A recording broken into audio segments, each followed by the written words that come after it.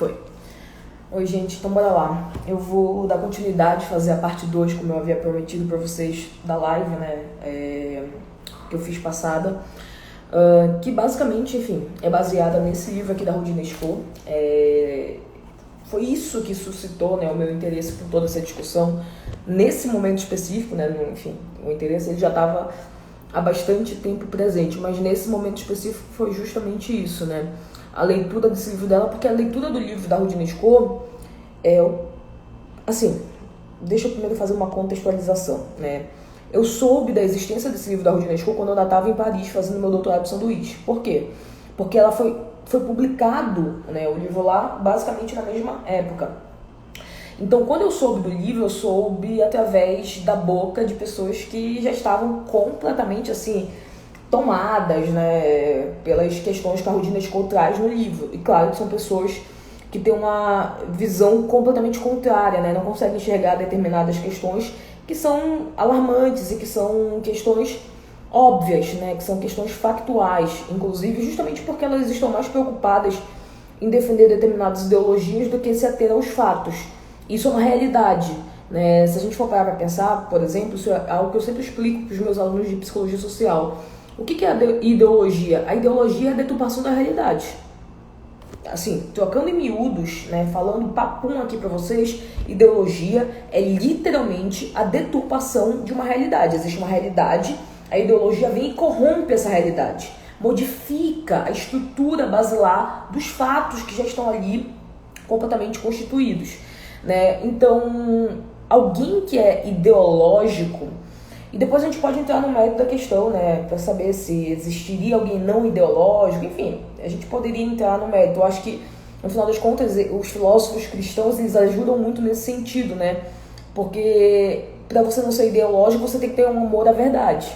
Então, alguém não ideológico é alguém que preza, acima de qualquer coisa, pela verdade, né, que tem um amor pelo conhecimento. Somente dessa maneira eu poderia não ter alguém ideológico nesse sentido, né, mas que é muito... e sobretudo hoje em dia, né, é extremamente raro, né, imagina, porque a ideologia, justamente porque ela serve às nossas paixões, ela é muito fácil da gente ceder às mazelas ideológicas, porque elas cedem às nossas paixões, elas servem aos nossos prazeres mais baixos, né, então é muito prazeroso também, né, você ter todo esse componente ideológico. Por isso que a ideologia, de determinada maneira, ela une massas, né? As massas, elas são consumidas, elas são organizadas através do pensamento ideológico, através da narrativa ideológica. Então isso, enfim, só para introduzir, né, de que quando eu entrei em contato com essa discussão do livro da Rudina Scola foi através de pessoas que já estavam completamente tomadas, né, e depois eu fui entender o porquê, né, nada é à toa no final das contas. E aí eu falei, bom, mas a Rudina Scola lançou um livro, eu vou atrás, porque eu leio tudo da Rudina Scola. Eu sou, assim, muito... trocando em miúdos, né? Eu sou muito fã da maneira como a Rudina Scola, ela expõe a psicanálise, ela explica a psicanálise, ela, enfim, dissemina a psicanálise. Isso é tão interessante porque essas pessoas, elas perdem... A pessoa tomada, né, pela ideologia, ela perde os parâmetros, assim, basilares, né? Da moralidade, por vezes.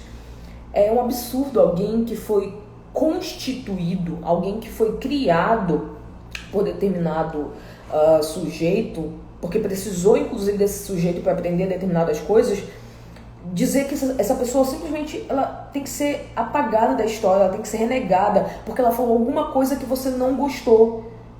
Você hoje, que depois de beber totalmente na fonte dela, você se dá o direito de simplesmente dizimá-la porque ela falou alguma coisa que você não gostou. Tem que ser muito infantil para isso, né? Uma outra característica, né, que a ideologia, ela se apropria de pessoas que não têm uma estruturação, né, muito forte assim, da personalidade, porque são almas fracas, né? E alma no sentido filosófico, tá? São pessoas que são muito fáceis de serem tomadas, né? Porque não tem uma estrutura consolidada. Então qualquer coisa que vier vai colocando no bojo. Até essa descrição, inclusive, tá até naquele trecho, né, que eu deixei para vocês aí do livro Morangos Mofados, né? Que é justamente isso, você vai pegando em todas as fontes porque você tenta aplacar uma falta, assim, constitucional na sua vida. Então tudo que vier é lucro, no final das contas, né? E aí, e essas pessoas perdem, né, as proporções. Eu falei isso esses dias, inclusive, pra Raquel, né, que eu sempre cito Raquel aqui e tal. Eu falei, cara, é incrível, né? Como é que eu consigo fazer a diferenciação, né? Eu consigo. Você nunca vai me ver, ainda que eu discorde, assim, por vezes, quase que completamente de determinadas pessoas, sobretudo hoje, mas se eu já precisei dessa pessoa, ou se eu consigo ver que ela tem determinadas coisas interessantes em outra área, em outro ambiente, você nunca vai me ver demonizando essa pessoa, você vai me ver falando o seguinte, olha, eu discordo disso daqui que se fala, mas nesse campo aqui ele é brilhante. É normalmente isso que eu falo, né? Então, porra, tem vários professores aí que eu discordo absurdamente deles, mas eu não posso deixar de reconhecer o brilhantismo deles, por exemplo, na construção teórica da psicanálise. Tem inúmeros teóricos da psicanálise que são muito bem fundamentados, né? Mas que são pessoas horríveis por vezes. E você precisa separar essas coisas, isso é maturidade. Você precisa ser maduro. Se você não é uma criança, se você não é um adolescente bobalhão, você precisa ser maduro. Você não pode mais se dar o direito de ser um adulto idiotizado, sabe? Tomar as rédeas da vida, seguir com a vida. Mas não, enfim, essas pessoas são muito pequenas nesse sentido, né? E aí, quando eu fui, enfim, ver tudo isso, eu fui atrás do livro e aí eu fui entender. Eu comprei o livro lá, né, lá em Paris. Então, obviamente, eu não comprei lá em português, eu comprei ainda no original. Eu comecei a ler e eu fui começar a entender do que se tratava. Eu fui começar a entender do porquê tanto ódio, né? A Rudina Escola tem um livro que se chama Freud, mas por que tanto ódio? Né? Que ela quer entender a origem do ódio em relação ao Freud por muitas pessoas, inclusive, sobretudo, que é o objeto de estudo principal dela lá, do Michel Onfray, né? Que é um filósofo francês que ganhou fama falando mal do Freud. Foi literalmente isso que aconteceu. O cara ganhou fama falando mal do Freud. Enfim. E aí, né, enfim, como as coisas vão se unindo, né, hoje é Rudina Escola, mas por que tanto ódio? E o tanto ódio que ela suscitou nessa galera, sobretudo na inteligência, né, universitária, porque ela tocou na ferida. E aí não pode, né? Olha só, eu fiz aqui ontem, né, aquela sequência lá de stories sobre a história do David Reimer, e uma das coisas que eu falei é que há um silenciamento, e há de fato, a ponto de eu ter, aqui, por exemplo, no meu Instagram, né, eu tenho, a maioria das pessoas que estão aqui são da área da psicologia, a maioria, né, ou são alunos, ou são profissionais, e etc. Significa dizer que se eu tenho a maioria dessas pessoas que não conhecem a história, alguma coisa de errado está acontecendo. E eu sei o que de errado está acontecendo. Há um silenciamento em determinadas pautas, em determinados casos. Isso é uma realidade. Eu não posso falar muita coisa aqui para vocês, porque tem coisas muito específicas, tem coisas que são, enfim, de foro íntimo, de fato. Mas um dia eu falarei de muita coisa que acontece nos bastidores, tá? Um dia eu falarei.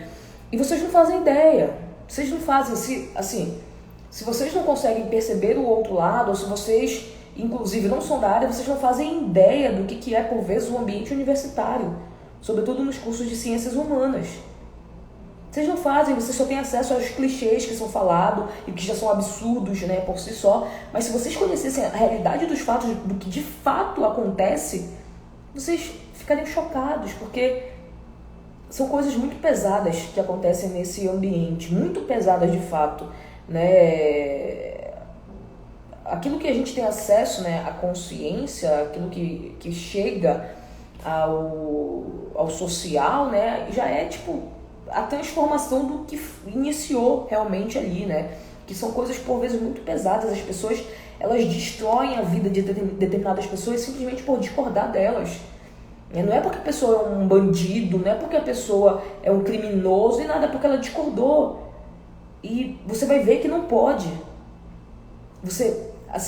Eu tô falando com conhecimento de causa. Você discordar de determinados pontos, de determinadas pautas que já são soberanas nesse ambiente, você tem que ter uma casca muito grossa. Porque você vai ser aniquilado. Eles vão passar como um trator em cima de você. Eles vão destruir a sua vida se eles puderem. Então, ou você não tem que ter telhado de vidro, e aí, obviamente, tem que andar na linha também, porque você não vai falar de algo que você também faz. Isso é hipocrisia, né? Aí você tem que também responder aí pelos seus atos. Agora, se não, você tem que ter uma casca muito dura, porque são coisas pesadas de dar conta, de fato, né?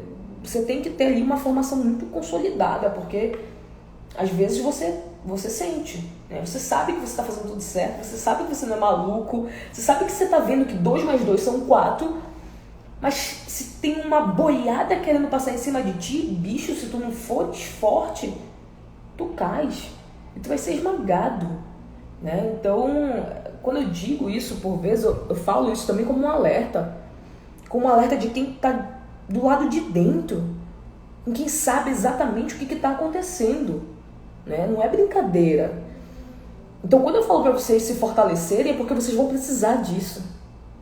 Se vocês quiserem fazer jus àquilo que vocês acreditam, né? Se vocês quiserem fazer jus à verdade, ao conhecimento, se vocês quiserem seguir no caminho correto, vocês têm que estar muito forte, porque é mais fácil você ceder aos vícios. Isso é uma realidade. É muito mais fácil você ceder aos vícios, mesmo porque você não vai ser penalizado por isso. Pelo contrário, por vezes você vai receber acalento em relação a isso. Você ser uma pessoa muito virtuosa, ou que quer viver muito as virtudes de fato, você tem que ter uma casca muito grossa para aguentar. Essa é a primeira coisa.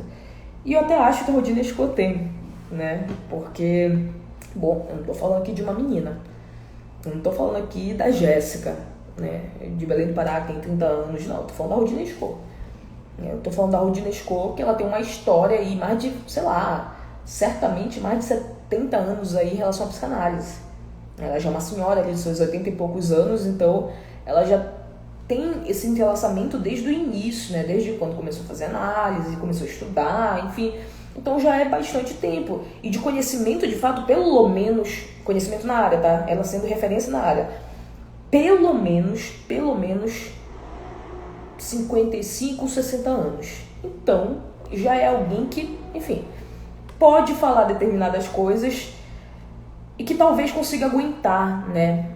Tudo que vai suscitar em relação a isso, porque também são coisas bem pesadas.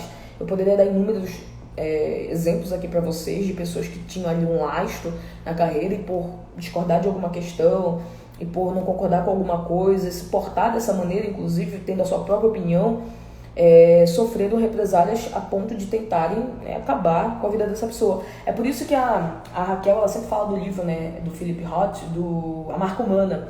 Porque é isso o tema do livro, né? Do livro e do filme, inclusive. É um professor já renomado, um super professor e tal, e por uma palavra que foi entendida de uma outra maneira, ele é acusado de racismo. E aí, que nem era essa a origem da palavra. Olha que loucura, né? Mas hoje, enfim, hoje é isso, né? Loucura. As pessoas não se importam mais com a verdade.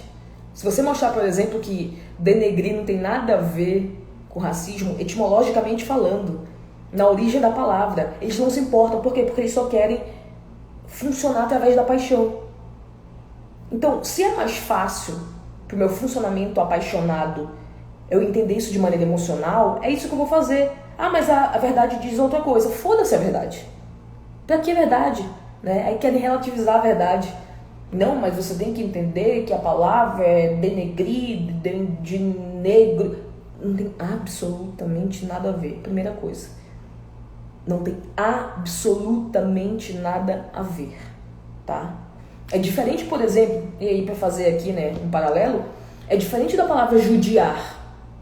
A palavra judiar, ela foi criada, inclusive, e ela tem relação com o povo judeu.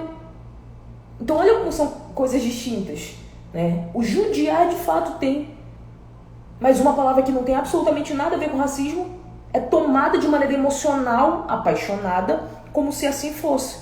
Então é só para vocês conseguirem fazer o paralelo, tá? E aí, enfim, quando você está imerso a tudo isso,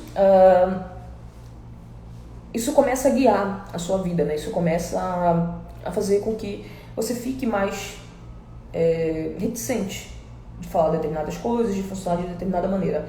Mas eu não compreendi, né, que foi exatamente assim que a Rudina Scoe se portou. Pelo contrário, ela toca nos pontos que ela tem que tocar, e é isso que eu vou falar aqui pra vocês, por isso que eu deixei algumas coisas aqui para que a gente pudesse conversar, e sem medo algum, no final das contas. Eu não sei depois, porque eu não fui buscar, né, se tem alguma entrevista dela falando, né, dos ataques que ela sofreu. Eu vou até buscar isso, talvez seja interessante.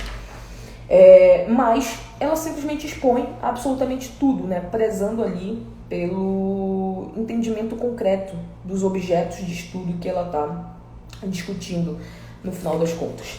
Então, isso é interessante porque a psicanálise hoje, inclusive, ela sofre com um atropelamento identitário muito forte, né? Porque isso, na verdade, não é somente da psicanálise, né?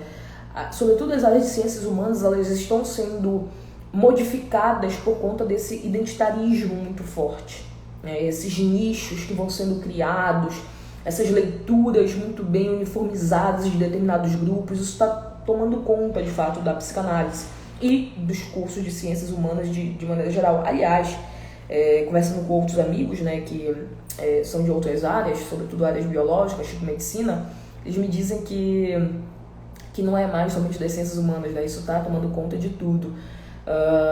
As pessoas realmente elas estão, assim, convertendo tudo, né, todo o imaginário ali para aquilo que elas acreditam, no final das contas. Então isso é um problema generalizado, de fato. Só que a Rudina Scoe parece não ter problema nenhum com isso nesse sentido, né? Eu até disse lá, né, nos stories, que eu acho que foi o meia-culpa, de fato, porque a Rudina Scoe, de certa maneira, também ela aceitou, né? Ela aceitou e ela criou muitos desses monstros que hoje querem comê-la. Ela literalmente criou, né? Bom, primeiro, isso não deveria importar, tá? Mas como hoje, né, essas coisas importam, esses lugares importam, então me deixem só situar vocês que eu tô falando aqui de uma intelectual que não é uma intelectual de direita conservadora, tá? Só para situar vocês. Pelo contrário, a Rudina Scoe é completamente de esquerda.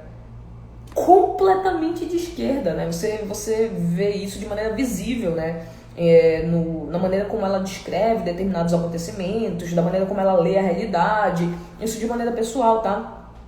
Até mesmo aqui no livro você consegue ver isso, né, de alguma maneira. A questão é que ela não é esquerda identitária, porque tem diferença, tá?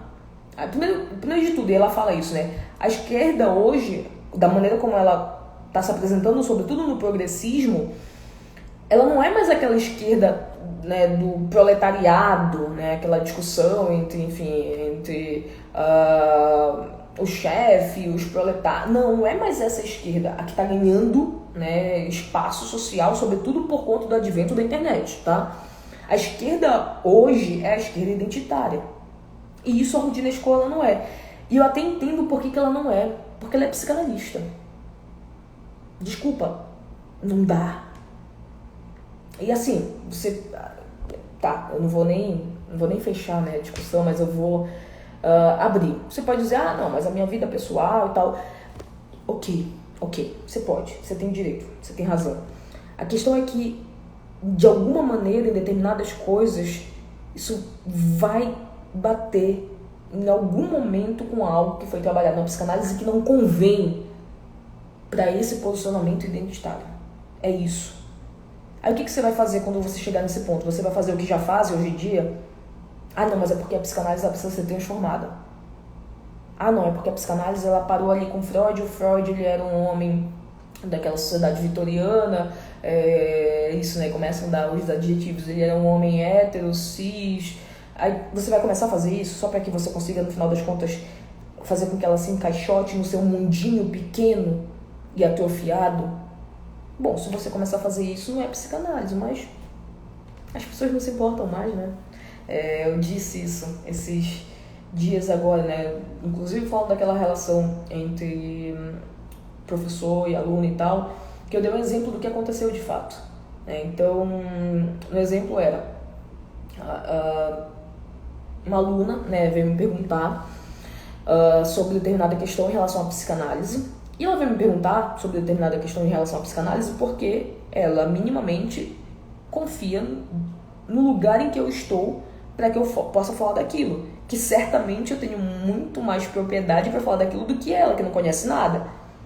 Só que você falar isso, né, de uma maneira tão direta, parece que você está ofendendo a pessoa. Não, eu não estou ofendendo, eu estou constatando a realidade. Agora, se você se ofende com a realidade, o problema não é meu. É isso que as pessoas não entendem.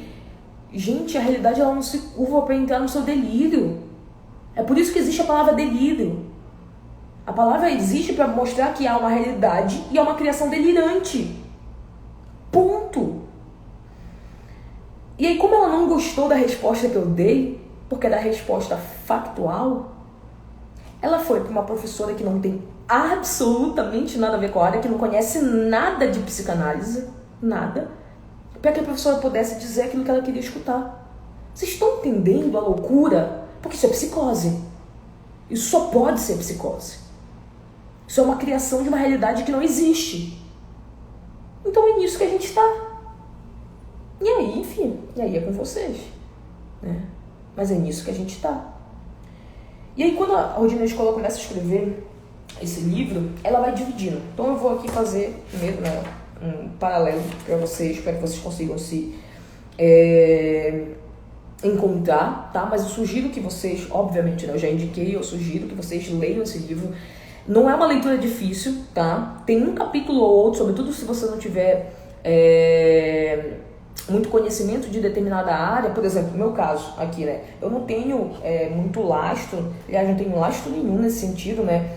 De conhecimento sobre os discursos e o entendimento sobre raças, né? Sobretudo de determinadas etnias, etc. Então eu não estudo os estudos raciais, né? É isso que eu estou tentando dizer para vocês. Então tem um capítulo que a Rodina Escola vai falar especificamente sobre isso, que ela vai trazer, inclusive, né, um dos teóricos que está sendo mais utilizado hoje em dia, né, para fazer, inclusive, esse paralelo entre os estudos raciais e a psicanálise, que é o Frantz Fanon, né.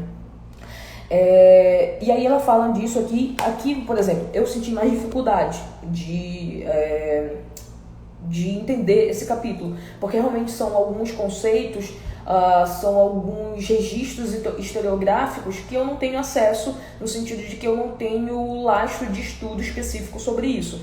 Mas, de modo geral, o livro é extremamente didático. A Rodina Escola não é uma autora empolada, tá? Isso não significa dizer que ela não seja erudita, ela é muito erudita. Mas ela não é empolada, como normalmente os lacanianos são. O lacaniano empola muito, fala muito lacanês para ninguém entender, ninguém ter acesso. Isso é uma bobagem completa. A Rodina Escola não.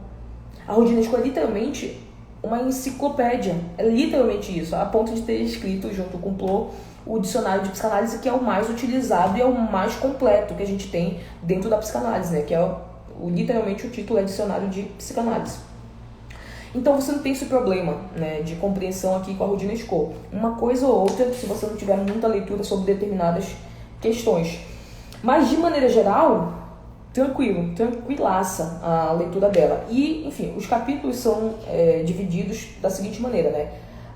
O primeiro capítulo, a designação identitária, ela vai falar sobre essas questões, né, de maneira geral, né, sobre esse identitarismo, sobretudo relacionado à sexualidade, essas novas nomenclaturas, essas discussões de gênero, enfim, já introduzindo para o próximo capítulo dela, que é a galáxia do gênero. E aí ela vai fazer, esse para mim é o melhor capítulo, tá? O segundo capítulo para mim é o melhor capítulo.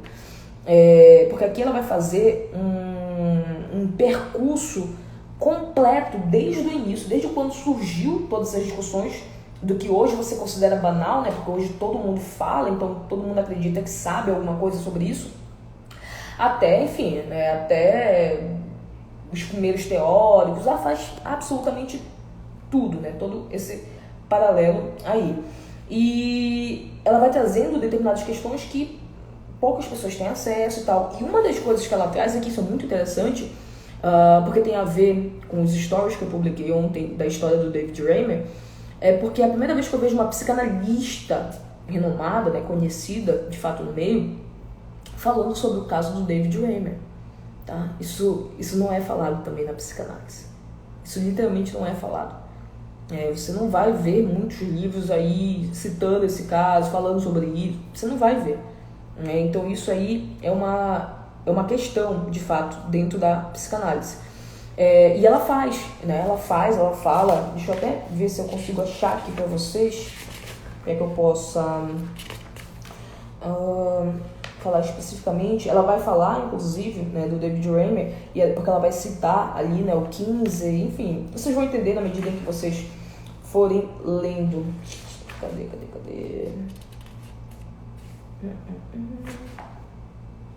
Tá aqui. Na página 32, ela começa a citar, né, essa questão. Deixa eu só ver aqui. Ela diz o seguinte, olha só. Em 1966, Money encontrou uma cobaia para validar sua tese, na pessoa de David Reimer, que tinha 18 meses e teve o pênis carbonizado em consequência de uma cirurgia de fimose mal feita, né? Aqui tem um problema, porque quando você vai pegar o documentário original, o documentário, inclusive, que só foi, né, ao ar de alguma maneira por conta do próprio David Reimer, né, que ele quis mostrar o que estava acontecendo e para as pessoas não acreditarem na teoria do Money, as datas elas não estão exatamente da mesma maneira e nem o sentido, né, ali do porquê que foi a cirurgia dele. Lá eles vão falar de circuncisão e eles vão falar que foi com 7 meses de idade, tá? Lá no documentário original. Aqui ela tá colocando 18 meses e por conta de fimose mal feita. Mas isso não modifica todos os dados, tá? Esse detalhe, ele não vai alterar em nada toda a questão. Seguindo os conselhos de Money, os pais autorizaram a ablação dos testículos. Eles tiraram, né, os testículos da criança e a mudança de prenome, do prenome dele, ou seja, ele deixa de ser o Bruce e passa a ser a Brenda, né? Brian era o irmão dele. Mas na adolescência, David começou a sentir-se homem. Decidiu então fazer uma cirurgia para recuperar o pênis, porém os traumas cirúrgicos viriam a ser insuportáveis.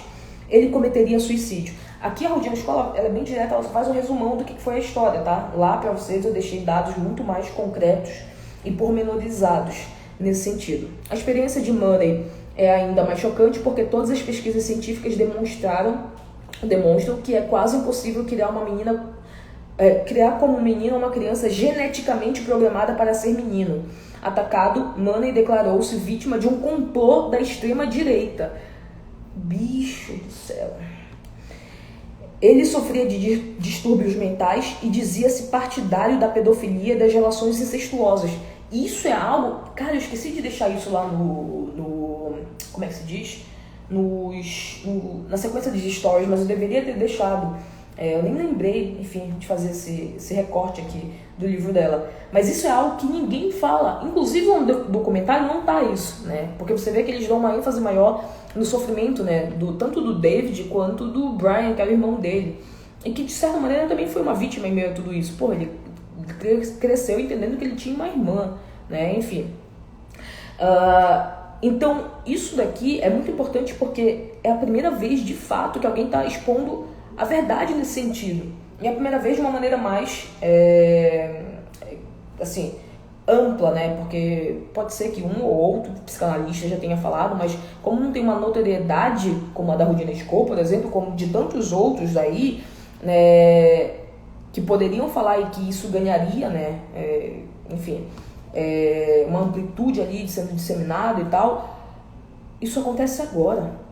Então, olha só, eu tenho agora uma psicanalista pegando e fazendo quase que meia-culpa em relação a tudo isso, né? Dizendo, olha, a gente precisa mostrar todos os lados. É o mínimo que se espera, né? Então, mostra tudo que é possível, tudo que aconteceu. Mostra que a história ela não é tão linear assim, porque o que eles vendem? Bora lá. O que se vende, né, em relação a tudo isso? Não, calma lá. Esses avanços todos que a gente teve aí é simplesmente os avanços porque a gente se preocupa muito, né, com o bem-estar de todo mundo, de todas as pessoas. Todas as pessoas merecem visibilidade. É isso que se vende. Ou seja, você vende uma capa de que você é uma pessoa super elevada porque você se preocupa demasiadamente com o outro, você é muito empático, mas você não conta o que está por trás. Então isso é perverso, porque você faz acreditar com que aquelas pessoas que têm reticência sobre isso, aquelas pessoas que têm um pé atrás sobre isso, elas são monstros que elas não querem que as pessoas que sofrem com essas questões sejam assistidas, sejam respeitadas. Quando que na verdade você precisa dizer que não é assim dessa maneira. Que não é linear. Você não pode dizer por aí que a única saída possível para alguém que não se reconhece no seu próprio corpo, de determinado momento da sua vida, inclusive, que a única saída possível é você, sobretudo quando essa pessoa ainda é uma criança, você dizer, tudo bem, só troca aí. Só faz aí uma cirurgia que você nunca mais vai conseguir reverter essa cirurgia, que vai ficar tudo bem. Você promete um céu que nunca será alcançado. Você é perverso. Não sou eu que questiono essa loucura que sou, é você que é. Porque você sabe que essa felicidade plena que você vende através de cirurgias, de modificação de sexo, ela não será alcançada. Porque não se trata disso desde os primórdios. Ah, Jéssica, mas o meu vizinho, ele sempre foi assim quando criança e ele ficou super bem quando na vida adulta ele modificou. Olha só, vou falar uma coisa pra vocês.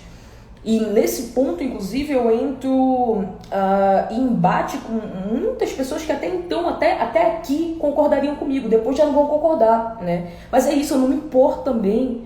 Porque eu não quero que ninguém concorde comigo. Eu só quero fazer com que as pessoas, por conta própria, possam acessar tudo que é possível em relação a essas questões. E aí, a decisão é delas, no final das contas. Eu não quero converter ninguém, eu não sou religiosa.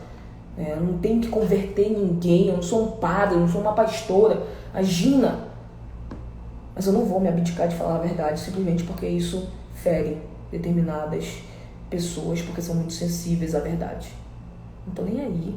O problema é seu. Você lide com as suas questões. Mas o que eu ia dizer é o seguinte: se eu tenho alguém adulto que me diz o seguinte: eu sou adulto, eu sou dono da minha vida, eu pago as minhas contas e eu quero realizar uma mudança porque, pra mim, essa é a única maneira de que eu serei completamente pleno. Eu sou a primeira pessoa a te acompanhar numa clínica. Sabe por quê? Porque você é adulto. Porque você vai ter que lidar com as consequências das suas ações. Eu não vou dizer nunca, não faça. Assim como eu também não vou dizer nunca, faça. Você é adulto, você escolhe. Você lide com tudo que virá em consequência das suas escolhas, sejam elas quais forem. Então você quer? Ok, seja feliz. É assim que você acha que você vai conseguir alcançar a felicidade plena? Ainda que eu saiba que isso é impossível, mas seja feliz. Agora, vocês não vão me dizer que eu tenho que aceitar isso com criança e adolescente. Aí não tem como. Aí eu não quero saber. Eu não quero saber. Você não vai me convencer de uma sandice dessa, porque é sandice. É loucura. É loucura você acreditar que você vai transformar crianças para serem seres completos e felizes realizando esse tipo de cirurgia. É loucura. Adulto, siga a sua vida. Agora é o seguinte: siga a sua vida da maneira como você bem entender. Não venha impor a sua realidade pra mim. O que seria impor a realidade? Olha, Jéssica, tu tens que acreditar que isso que eu vou fazer comigo é o melhor pra todo mundo. Epa! Tenho que nada. Tenho que nada. Se você é um pequeno ditador totalitário, eu não sou. Melhor pra todo mundo quem? É porque tu medes todo mundo pela tua régua. Porque tu és um ditador incubado. É por isso. É isso que a Rudinesco fala, trocando em miúdos. Só que ela fala de uma maneira muito mais bonita do que eu. É por isso que ela vai fazer analogia com o Narciso. É por isso que o livro dela no original se chama Soi-même comme un roi. Ou seja, si mesmo como um rei. porque você acredita que você é um grande rei e que todo mundo tem que se curvar frente à sua majestade. Aqui não, querido. Então, esses dias não, acho que foi hoje, inclusive, uma aluna minha me mandou uma mensagem aqui pelo Instagram dizendo o seguinte: professora, não conhecia esse caso, né, do David Raymer, não conhecia esse caso, né, que legal que a senhora trouxe e tal, agora tem pessoas aí que devem estar litigando em 3 línguas diferentes. E eu respondi pra ela aquilo que de fato é a minha realidade, né, porque isso me dá paz assim, na alma. Eu respondi literalmente pra ela o seguinte: eu não tô nem aí.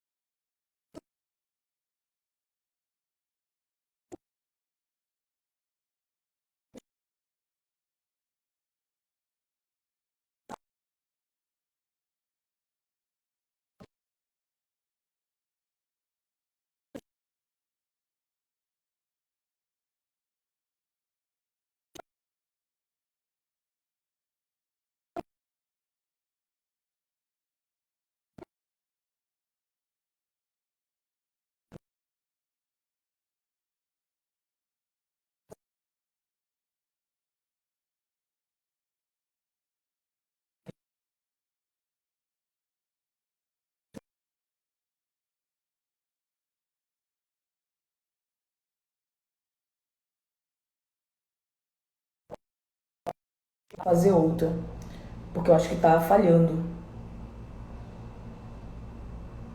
Eu acho que eu vou ter que parar a live e fazer outra, gente, porque tá falhando.